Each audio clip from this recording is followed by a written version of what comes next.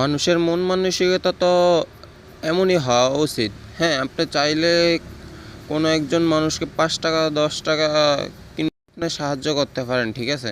কিন্তু আমার এই দুই ভাই, উপরে ভিডিওটার ভিতরে যে দেখা যাচ্ছে, আমার এই দুই ভাই কি করলো, ওনারা ৫ টাকা ১০ টাকা দিল না, ওনারা কি করলো, এক ভাই টাকা দিতে চাইলো, আরেক ভাই নিষেধ করলো। নিষেধ করার পরে ওই ভাইকে নিয়ে সাথে করে দোকানে গেল। দোকানে যাওয়ার পরে আপনার কিছু পানি কিনে এনে আমার এই বোনটাকে একটা ছোট্ট একটা বিজনেস করার সুযোগ করে দিল। চাইলে কিন্তু আপনারাও সেই কাজটা করতে পারেন।